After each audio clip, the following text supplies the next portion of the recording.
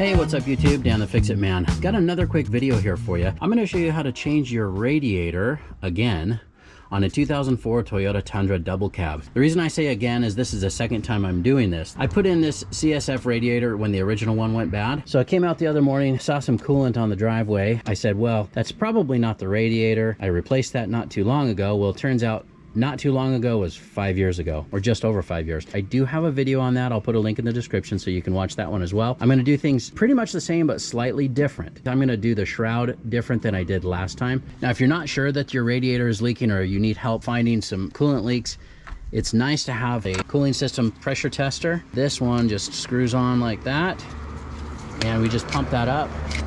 And this is a pretty fast leak, so it's not even going to hold, but we just need to put some pressure in there. And you can see we're dripping already. Now, I do not have the skid plate installed on this truck, and we'll be able to see that probably better once we get the shroud off. But we're definitely leaking. It's just leaking along this bottom seam right here. No fun, but that's what we got to deal with. I recommend if you don't have one of these, it's a great thing to pick up. Just make sure you release the pressure and then take this off. Here's this pressure test kit that I got.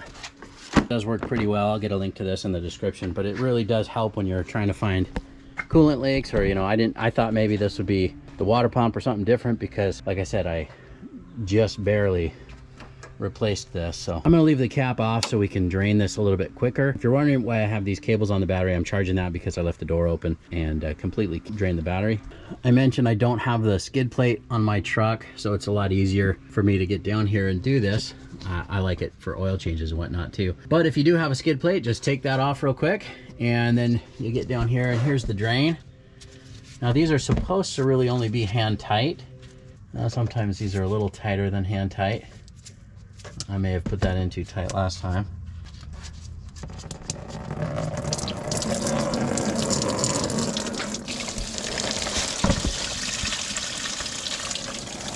I'm just impatient, so I took the plug all the way out, but you don't need to. It'll drain straight down here if you just loosen it. But if you take it all the way out, just make sure your drain pan is large enough to catch everything.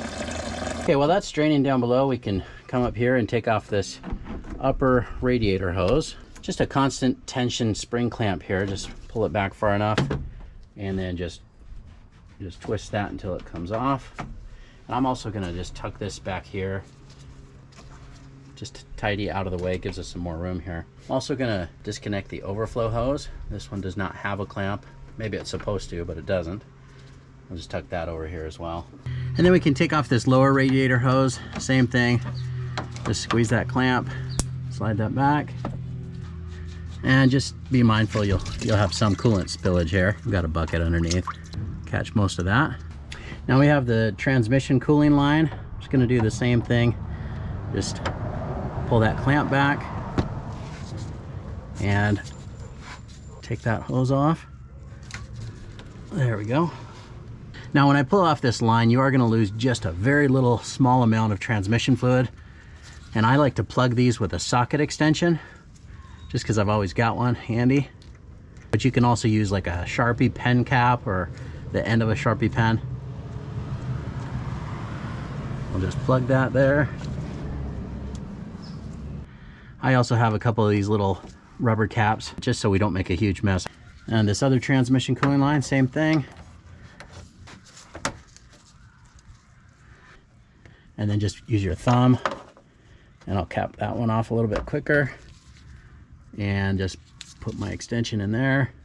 We'll just double check and make sure that we top off our transmission when we're done with this. All right, now I'm gonna show you what I'm gonna do a little bit different this time. And I'm just gonna take off this bottom part of the shroud.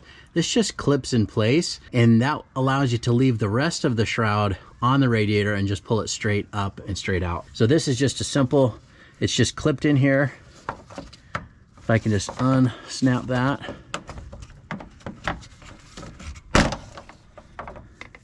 Now, mine had come off a while ago. I think there's 2 little side clips that go on here, and mine are missing. Now this piece right here on my truck, probably about 2 years ago, had come loose and the fan was hitting it and making some noise. And I was just out and about on the road, so I just pulled it out, threw it in the back of the truck, and I never put it back in place. Now I know you should have it. It'll help direct the airflow, and it'd be better for cooling, but I took it off and I haven't had any overheating or, you know, cooling issues. I put it back in place just to show you where it goes, but mine was not fully in place because I think I've got some side clips that hold that to the upper part of the shroud missing. You get the idea. I guess what I'm getting at is this is just a different way to do it. If you take off the shroud, then you should be able to take out the radiator with the upper part of the shroud still attached. Okay, now there's these 4 bolts, that one,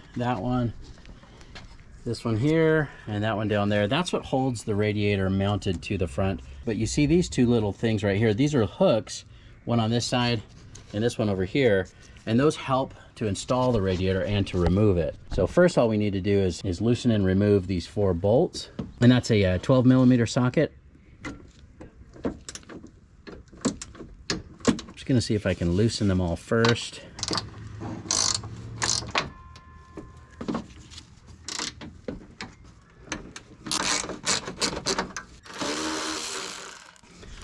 Just using this, it's a little quicker.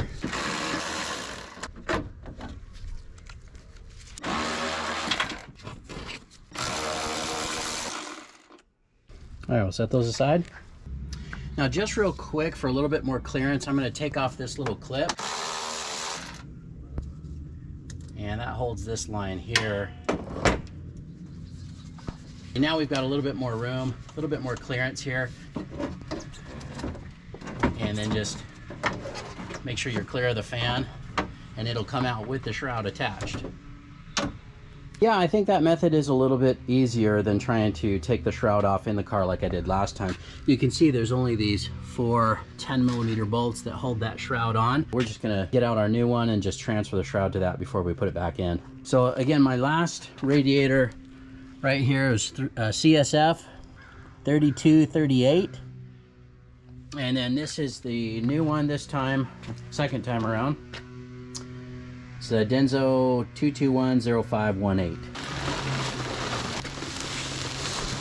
Now that was packaged actually quite nicely. Some of the reviews said that it wasn't packaged very well. This had bubble wrap all in the front and straps with this box kind of supporting the side, so it looks good to me. Another thing I want to point out that I do like about the old radiator is these right here. These are welded on. These are the nuts basically where those bolts go in to mount it. And then of course that's just bolted to the side of the radiator. Now this one here, these are not welded. It's kind of a little bit more movable. So you would have to make sure that you get those lined up when mounting this. I don't think it's a big deal. Same with these clips here for the shroud. That's how they do them here on the other CSF. I don't think it's a big deal. I'm just gonna try it with them. If they don't line up very well, maybe I will take these sides off, which I've done that before on a different car. Just took the sides off and reused these sides. But since these are not the OEM sides, at least I don't think I don't remember changing those last time. I'm just gonna leave it. I'm gonna go with these sides here. So I'm just gonna change the shroud, put it on this one here. That's just a 10mm socket.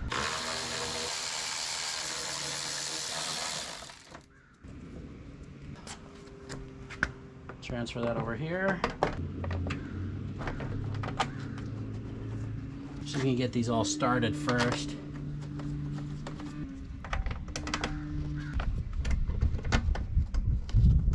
It's not lining up perfectly because this is kind of a universal aftermarket, even though it is a Denso radiator. But I think it'll work just fine. Just one more thing I noticed on this old radiator. See these middle tabs right here? They're bent sideways, or they're great hooks for pulling this up and out. And then on the new one, just goes straight up. Might be a little bit harder to hold on to something without those little hooks on the side, but I still think we'll be okay. Okay, and then we can just drop the new radiator down.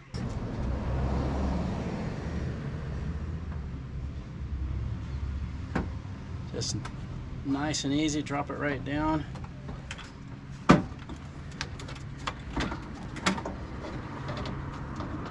And you can kind of look at the hooks as you're doing this. All right, that's in place. All right, so you see this right here? This is our little hook. And here's this side. All right, now we need to put these bolts in, and because those little inserts on the radiator frame on the sides, or the radiator supports, they're loose, you do need to kind of line those up and then just get those started. It's a little trickier than the ones that are already welded in place. So I've just got a screwdriver here, and I'm just putting it down to line up the hole in that little radiator support, because that little piece that's clipped on moves around quite a bit. Now, if you're replacing your radiator for the first time, you still have the original side supports of your radiator. I would keep them and swap them out if you're using an aftermarket. And I probably should have swapped those out too on the CSF. This works, it's just a little bit harder to do to get those lined up. That's what the hole looks like. See right there? So I need to grab the other side and pull it up. Whoops, too far. And so you kind of have to play around with that until you get it in the right place. So it's not real difficult, but a little bit harder to line these up than it should be. Same with this lower one here. I can see that it's not lined up yet. Just kind of using a screwdriver, position that in the right place. You see my screwdriver down there. So we've got that hole lined up now, and then hopefully we can get that bolt started. All right, now we can put this clip back on. Holds this in place. Just an AC line that comes this way. That was easy enough, and it was helpful to be able to pull that back a little bit farther out of the way. So I do recommend you do that. Okay, and then we can put our overflow hose back on. This slides in place. And our upper radiator hose. You can change these if you want to, if they're starting to go bad.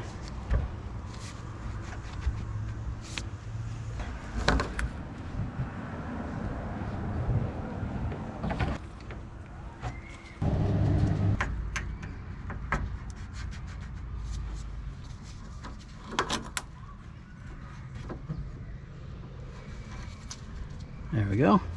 This would be a good time to put this shroud back on. Since I am missing these clips here, I'm gonna leave this off until I get that figured out. We've got little rubber caps here on the new radiator for our transmission cooling lines. We can just take those off.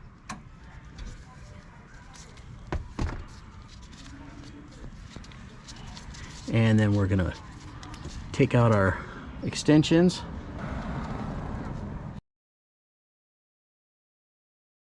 Put the clamp back. Same with this other one over here. Take off this rubber cap here first. I'm just kind of pinching the end, pulling that off, and then take out the whatever you use to plug that line. For me, the extension, and just put that on.